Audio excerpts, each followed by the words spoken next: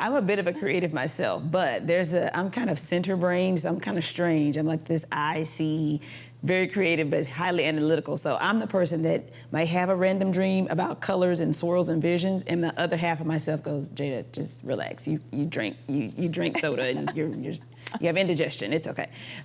But so I can talk myself down off the ledge. But I have only had a handful of really memorable dreams because that's not my thing either. But maybe today this is for people who have had dreams and they're not sure what to do with them. God can do something with that. But I'll tell you, the most recent dream I had a very dear friend of mine and her mother, who was like a spiritual mentor for me most of my life and just a mother figure in my life, was ill. And we were just praying with everything we had that there would be healing and that God would turn that thing around and he would do what we know he can do. And I remember one night about somewhere very near the end of her life, it had been about 3 weeks before she actually passed, but about 3 weeks before, I had a very vivid dream. I saw her face, I knew what she was wearing, and I knew that she was in heaven.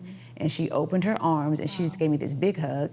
And I was weeping, and she was weeping, and I'm trying not to weep now. And she just said, it's okay, I'm fine, I'm happy, it's okay. And I remember calling my friend and sharing this dream with her. And I knew in that moment that the Lord had given me that because we needed the encouragement that even though he wasn't going to answer the way we wanted, he was still in it.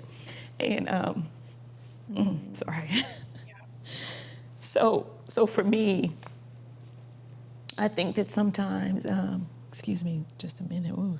I think for me that, God can use dreams to speak to us in our most vulnerable and yielded place, because sometimes in our waking hours, we're praying so hard for a thing, or we already have our minds geared toward a thing.